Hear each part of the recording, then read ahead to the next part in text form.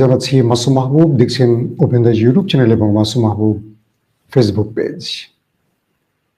প্রিয় দর্শক, যারা সম্পৃক্ত হয়েছেন আমাদের সাথে লাইভে, অবশ্যই আপনাদের কোনো প্রশ্ন থাকলে কমেন্ট করবেন এবং আমরা সেই কমেন্টের আলোকে লাইভ চলাকালীন সময় যদি আপনাদের প্রয়োজনীয় কোনো কমেন্ট পাই, আমি চেষ্টা করবো সেটার জবাব দেওয়ার জন্য। আজকে বাংলাদেশের প্রসঙ্গে কয়েকটি খবর আছে, থাকবে পাকিস্তান প্রসঙ্গেও। বাংলাদেশে বর্তমান সময় জামায়াতের রাজনীতির গ্যারাকলে চাপা পড়ে যাচ্ছে বিএনপি। ভেতরের খবর বলছে আগামীতে ক্ষমতায় আসতে যাচ্ছে নতুন কেউ। পাশাপাশি বিএনপির পুরো মনোযোগ জামাত ঠেকাও, কিন্তু জামাত বিএনপিকে ছেড়ে সামনের দিকে পা চালাচ্ছে। কি রাজনৈতিক কোন ভুলের জন্য আসছে নির্বাচনে বড় মাসুল দিতে পারে, থাকবে পাকিস্তানের ইমরান খান প্রসঙ্গে। আমি পাকিস্তানের খবরটি দিয়ে বাংলাদেশে চলে যাব, মানে বাংলাদেশ প্রসঙ্গে চলে যাব, নাকি পাকিস্তানেরটা পরে দিলে আপনাদের জন্য সুবিধা হয় আমাকে জানাবেন। দেখি কমেন্ট করেন দুই একজন। পাকিস্তানেরটা দিয়ে শুরু করি, তারপর বাংলাদেশের প্রসঙ্গে চলে যাই। পাকিস্তানের ইমরান খানের উপর একটার পর একটা নিষেধাজ্ঞা আসতে যাচ্ছে। 200-র উপর মামলা যে ব্যক্তির উপর চাপিয়ে দিয়েছে আসিম মুনির, কামার জাভেদ বাজওয়া, এরপরও থেমে নেই। প্রায় 1 মাস পর ইমরানের সাথে তার পরিবারকে দেখার সুযোগ করে দিয়েছে। পুরো পৃথিবীতে চাউর হয়ে গেছে ইমরান খান বেঁচে নেই, এবং ভারতীয়, আফগানীয় সহ একাধিক গণমাধ্যম দায়িত্ব নিয়ে স্বীকার করেছে যে জেলখানায় ইমরানকে হত্যা করা হয়েছে বিষ প্রয়োগে বা স্লো পয়জনিংয়ের মাধ্যমে।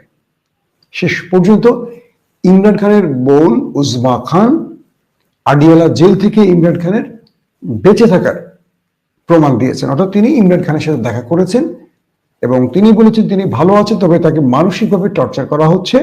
তাকে ছোট্ট একটি কামরায় আটকে রাখা হয়েছে যেখানে ফাঁসির আসামি রাখা হয়। সাবেক প্রধানমন্ত্রীর সাথে আচরণ করছে পাকিস্তানের এস্টাবলিশমেন্ট। আমরা আসিফ মনিরকেই বলবো, কারণ এখানে মিস্টার শাহবাজকে দায়ী করে লাভ নেই, তিনি এটা পুতুল সরকার, এটা সবাই জেনে গেছে ইতিমধ্যে। তো পরিস্থিতির আলোকে ইমরান খান তার টুইট বার্তায় আসিফ মনিরের পুরো ধুতি খুলে দিয়েছে। ধুতি বলবো কারণ তিনি কোরআনে হাফিজ হওয়ার পর তিনি যা করছেন সেটা পাকিস্তানকে ধ্বংসের যে খেলা, তাকে আসলে হাফিজ বলতে এখন আমাদের একটু দ্বিধা হচ্ছে। একজন হাফিজ কখনো মুসলিম বিদ্বেষ হতে পারে না। পশ্চিমা দুনিয়ার ইশারায় আফগান পাকিস্তানের মধ্যে যুদ্ধ লাগিয়ে রেখেছেন আসিফ মনির তার ব্যক্তিগত লাভের জন্য। এর আগে এই নেটো বা আমেরিকা আফগান ধ্বংসের নামে পুরো পাকিস্তানকে ব্যবহার করে পাকিস্তানিও হাজার হাজার মানুষ মেরেছিল। তো ইমরান খান যখন আসিফ মনিরের বিরুদ্ধে স্টেটমেন্ট দিয়েছেন যে আসিফ মনির আফগান পাকিস্তান যুদ্ধ লাগাচ্ছেন এবং দুই দেশের মধ্যে যে টেনশন এটা তৈরি করছেন আসিফ মনির তার নিজের খায়েশ পূরণে, এবং পুরো পাকিস্তানের মধ্যে এই মুহূর্তে যে সন্ত্রাসী হামলাগুলো ক্রমান্বয়ে বাড়ছে, এটাও আসিফ মনিরের কারণে। কারণ তিনি বিভিন্ন গোষ্ঠীকে উত্তেজিত করে এভাবে পাকিস্তানকে একটা উত্তেজনার মধ্যে রেখে অবৈধভাবে ক্ষমতা দখল, নোটিফিকেশন জারি এবং তার উপরে নতুন নতুন, মানে ইমরান না আসিফ মনির তার নিজের ক্ষমতাকে আরো বেশি স্ট্রং করার জন্য একটার পর একটা সাংবিধানিক ধারা পরিবর্তন করছেন। এবং এমনটি তৈরি হচ্ছে যে আসিফ মনির চাইলে আগামী 20 বছরও ক্ষমতায় থাকবে, যিনি আরো 3 বছর আগে তার মেয়াদ শেষ, এতদিন বিদায় হওয়ার কথা 3 বছর আগে, তিনি 3 বছর অতিরিক্ত বসলেন, আরো 10 বছর তাকে যেন রাখা হয়, সেই আইনটিও তিনি করছেন। অর্থাৎ আসিফ মনির এখন যা করছেন পাকিস্তানে আমরা বলতে পারি মার্শাল্লাহ চলছে। শাহবাজ শরীফ পুতুল, এটা বাদ দেন, মার্শাল্লাহ চলছে। এবং ইমরান খান যখন জেল থেকে আসিফ মনিরের বিরুদ্ধে এই স্টেটমেন্ট দিলেন, তখন ইমরানের উপর নতুন নিষেধাজ্ঞা আসতে যাচ্ছে। সেটা কি? ইমরান খানের সাথে কেউ দেখা করতে পারবে না, ইমরান খানকে বা পিটিআই এর বিরুদ্ধে আবার নতুন করে ক্র্যাকডাউন শুরু করতে যাচ্ছে। আজকে পাকিস্তানের আইএসপি এর যে স্টেটমেন্ট দিয়েছে, বক্তব্য বা সাংবাদিক সম্মেলনে বক্তব্য দিয়েছে, মনে হচ্ছে যে এটি একটি পার্টি, এটি রাজনৈতিক দল, সেনাবাহিনীর কোনো মানে প্রেস উইং না, মনে হচ্ছে এটি একটি রাজনৈতিক দল। পাকিস্তানের সেনাবাহিনীর আইএসপি এর বক্তব্যে এবং খাইবার পাখতুনখোয়ার যিনি চিফ মিনিস্টার সোহাইল খান আফ্রিদিকে কুকুরের সাথে সম্বোধন করেছেন, অথচ তিনি খাইবার পাখতুনখোয়ার একজন নির্বাচিত চিফ মিনিস্টার। এবং পুরো খাইবার পাখতুনখোয়া এখন আগুন জ্বলছে সেনাবাহিনী বা আইএসপিআর এর বিরুদ্ধে, এবং বলা হচ্ছে অবশ্যই তাদের ক্ষমা চাইতে হবে আইএসপিআর কে, নতুবা খাইবার পাখতুনখোয়া এই আইএসপিআর এর বিরুদ্ধে ব্যবস্থা নেবে। ব্যবস্থা মানে বড় রকম আন্দোলনে যাবে। অর্থাৎ ইমরানকে এবার আসিফ মনি তার সকল ক্ষমতা ব্যয় করে কিছু করতে চাচ্ছে, আর ইমরান খান এবার হার্ড লাইনে। প্রয়োজনে বাংলাদেশের মতো খাইবার পাখতুনখোয়া আলাদা হয়ে যেতে পারে এমন আশঙ্কার খবরও কেউ কেউ বলছেন। এটা ইমরান বলছেন না, কারণ এটা ইমরান খান মুখ দিয়ে বললে ফাঁসির কাজটা ঝুলতে হবে। অর্থাৎ এই সেনাবাহিনীর জন্য, এই আইয়ুব ইয়াহিয়ার মতো দুষ্ট লোকের জন্য বাংলাদেশ পাকিস্তান আলাদা হয়েছে, ভারতের শক্তি বৃদ্ধি হয়েছে, আর আমরা সীমান্তে মার খাচ্ছি। যদিও স্বাধীনতা পেয়েছি, কিন্তু এই স্বাধীনতা ভারতের পেটের মধ্যে, এই স্বাধীনতা কিন্তু আমরা চাইনি, আমরা চেয়েছিলাম সত্যিকার স্বাধীনতা। এবার ইমরান খানের উপর যে জুলুমের মাত্রা বাড়িয়ে দিয়েছেন আসিফ মনির, তাতে করে মনে হচ্ছে যে কোনো সময় পাকিস্তানের মধ্যেও কয়েকটা প্রাদেশিক অঞ্চল ভাগ হয়ে যেতে পারে, গিলগিট বালুচিস্তান, আজাদ কাশ্মীর এবং খাইবার পাখতুনখোয়া। এগুলো যে কোনো সময় একটা রক্তক্ষয়ী যুদ্ধে জড়িয়ে পড়তে পারে পাকিস্তান সরকার বা সেনাবাহিনীর বিরুদ্ধে। আর আসিফ মনির সেটাকে কি করে চাপাবেন? কারণ আসিফ মনিরের বিরুদ্ধে পুরো পাকিস্তানিরা ক্ষেপে আছে।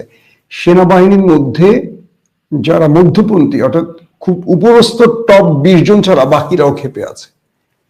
এখন কি করবেন আসিফ মনির, আর শেষ পর্যন্ত কি করবেন ইমরান খান, সেটা হয়তো সময়ের আলোকে আমরা ক্লিয়ার হতে পারবো। দর্শক, আসছি বাংলাদেশ প্রসঙ্গে। বাংলাদেশ প্রসঙ্গে এই মুহূর্তে কয়েকটি বিষয় খেয়াল করবেন, সোশ্যাল মিডিয়া নজর রাখুন আপনারা। আমি কয়েকটা বিষয় আপনাদের বলি, মন দিয়ে খেয়াল করবেন। সোশ্যাল মিডিয়া নজর দিলে আপনারা কি দেখবেন? বিএনপির যত অ্যাক্টিভিস্ট আছে তারা প্রত্যেকেই প্রতিদিন ফেক বা আর্টিফিশিয়াল ইন্টেলিজেন্সের ক্রিয়েট করা পিকচার অথবা বিভিন্ন বানোয়াট গল্প কাহিনীগুলো প্রচার করছে। সাদিক কায়েমের সাথে ঝুমা, সাদিক কায়েমের সাথে মানামি ম্যাডাম, সাদিক কায়েমের সাথে অমুক। এটা তো আমরা দেখেছি সাম্প্রতিক সময় সাদিক কায়েম মামলাও করেছেন। এরপর আমরা দেখছি যে খুলনাতে একজন হিন্দু প্রার্থী জামাত দিয়েছে, এটাকে নিয়ে এবার বিএনপি উঠে পড়ে লেগেছে যে রয়ের এজেন্টকে দিয়েছে, এটা করেছে, ওটা করেছে, এটা করেছে, ওটা করেছে। আবার প্রবাস থেকে একজন স্বঘোষিত সাংবাদিক, স্বঘোষিত, তাকে জীবনে একটা রিপোর্টই করতে দেখছি, আর কখনো দেখিনি। সেই প্রবাসের, তার নামটা আমি উচ্চারণ করতে চাই না, তার ব্যাপারে অনেক অভিযোগ আছে। মাঝখানে আমাদের কাছে অনেক তথ্য এসেছিল, তিনি অনেক ব্যক্তিকে, কোম্পানিকে, অনেক ব্যক্তিকে থ্রেট দেন যে আপনার নামে আমাদের এই তথ্য আছে বলে, তারপরে তার নিজের লোকদেরকে আরেকটি নাম্বার থেকে ফোন দেন, ফোন দিয়ে টাকা চান। স্ক্রিনশট আছে আমার কাছে, আমি ওদিকে যেতে চাচ্ছি না। তো তিনি থ্রেট দেন মিস্টার ককে যে আপনি এই কাজ করছেন, এই আপনার বিরুদ্ধে দুর্নীতির অভিযোগ আছে, আপনি এটা করছেন, ওটা করছেন, এই আমার কিছু তথ্য আছে। তো যিনি, যেহেতু তিনি গোয়েন্দা বাহিনী থেকে কিছু তথ্য পান, তাদের সূত্রিত খেলাটা চলে, ভাগ বাটোয়ারা করে খেলে আর কি, বুঝলেন না?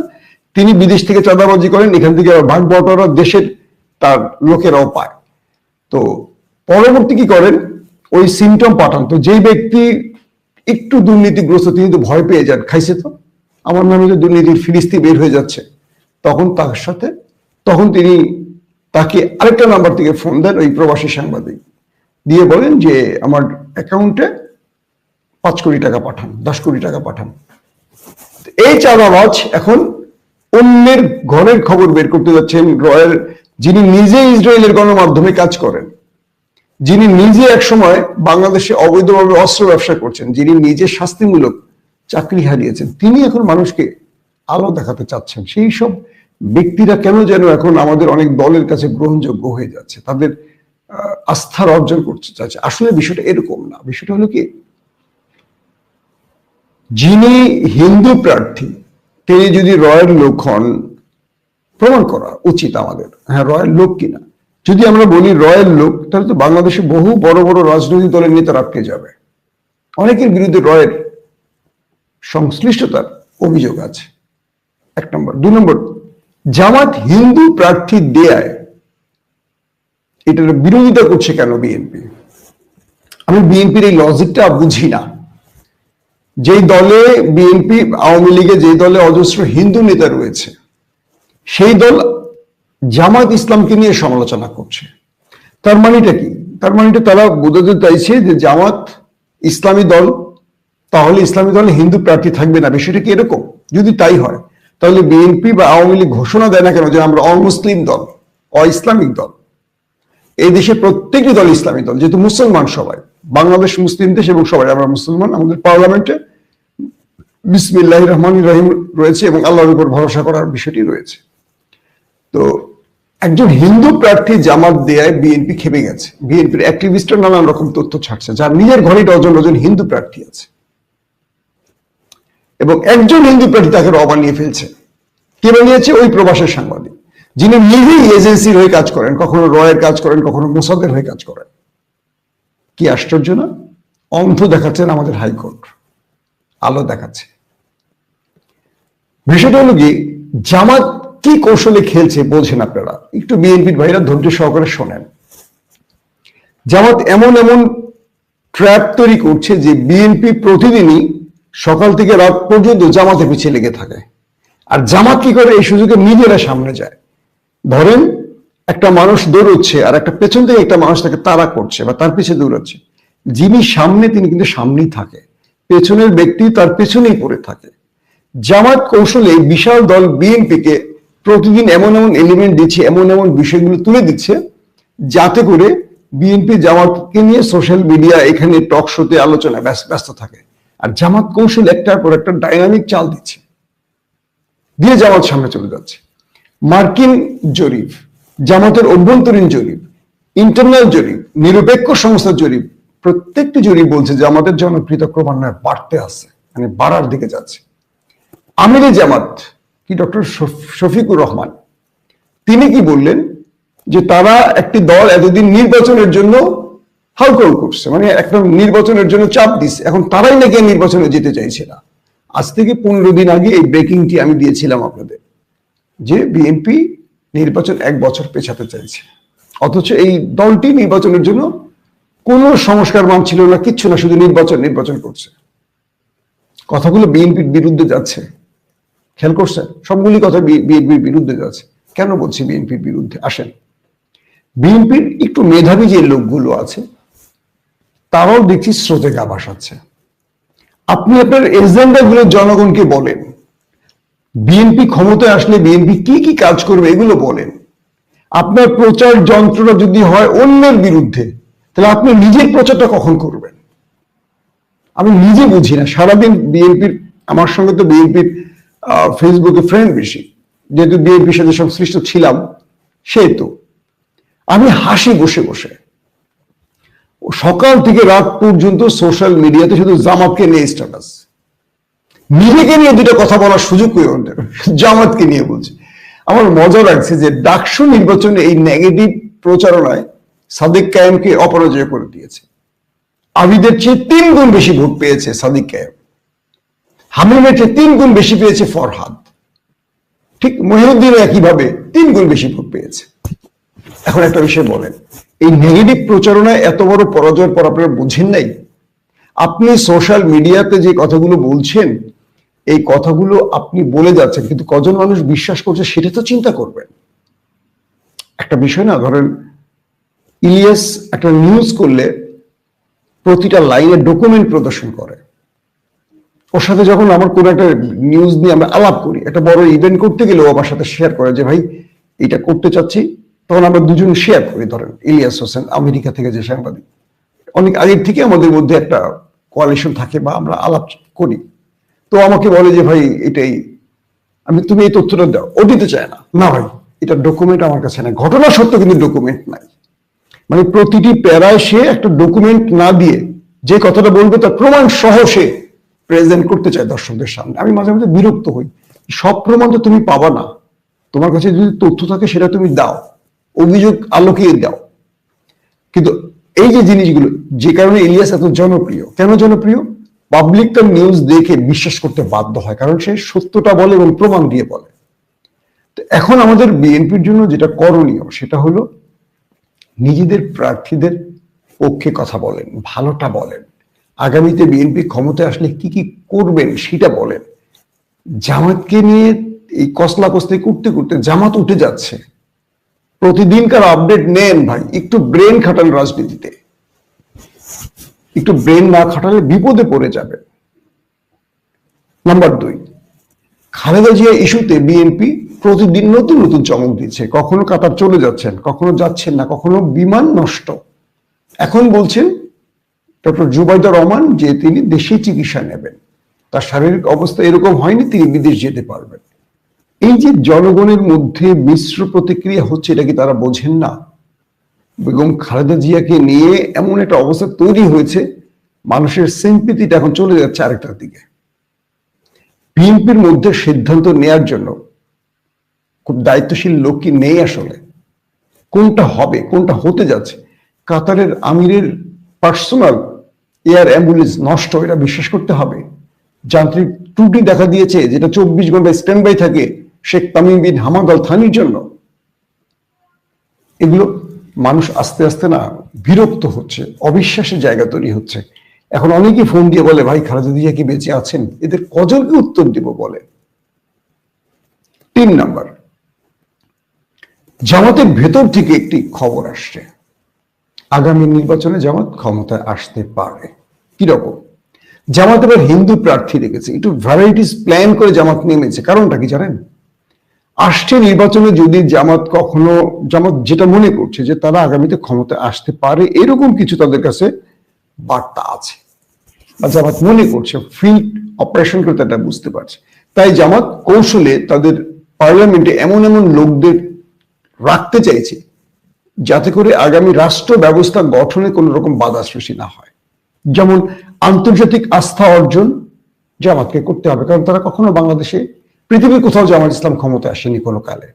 তো আন্তর্জাতিক আস্থা অর্জনে তারা একটা বাহিনীকে তৈরি করছে, যারা আব্দুল্লাহ মোহাম্মদ তাহেরের নেতৃত্বে, যেটা শুনেছিলাম, কনফার্ম না জানি না, কিন্তু তার নামটি আসছে, যারা দুতিয়ালি করবে বিভিন্ন পররাষ্ট্র মন্ত্রণালয়, বিভিন্ন বিদেশিদের সাথে। 2 নম্বর আছে দলীয় কাঠামো ও নীতির আধুনিকায়ন। এই দলটির মধ্যে অনেক আধুনিকায়নের প্রয়োজন আছে। এখন পর্যন্ত জামাতের আমরা কোন প্রার্থী তালিকায় নারীদেরকে দেখিনি যারা নারীর ক্ষমতায়ন নিয়ে কথা বলছিলেন। নারীদেরকে জামাত আনবেন কিনা, তাদের যে বিভিন্ন ফোরামে বৈঠক হয়, মজলিসে শুরা বা সর্বোচ্চ পরিষদের বৈঠক, নারীদের উপস্থিতি নেই, কিন্তু নারীদের বিশাল একটা রোকন সমাবেশ হয়, হাজার হাজার নারীর রোকন, যারা এখন মাঠে কাজ করছে। তো জামাতের অনেকগুলো ক্ষেত্র আছে, এগুলো নিয়ে কিন্তু অনেক রকম প্রশ্ন আসছে। রাজনৈতিক বিষয়ে জামাতের অন্তর্ভুক্তিটা নিশ্চিত করা, আমি একটা ইয়ার থেকে দেখলাম আজকে, জামাত যদি ক্ষমতায় আসে, তারা কি ক্ষমতা বসতে পারবে, ক্ষমতা বসতে দেয়া হবে, মুর্শির মতো তাদের পতন হবে কিনা, এরকম অনেকগুলো প্রশ্ন আসছে।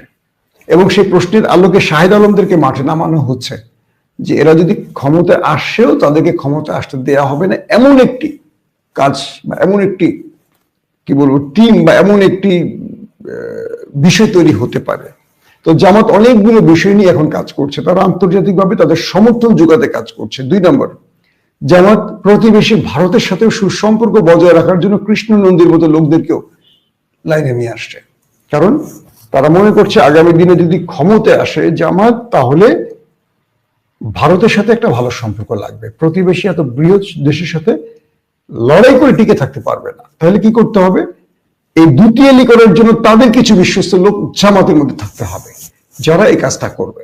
পাশাপাশি জামাতের মধ্যে ইন্টেলেকচুয়াল অনেকে এখন দেশে আসছেন। পৃথিবীর বিভিন্ন ইউনিভার্সিটির যে জামাতের যারা প্রফেসর ছিলেন, বিভিন্ন দেশে যারা বিভিন্ন বিষয়ের উপর এক্সপার্ট, তারা সব এখন দেশে ফিরে আসছেন।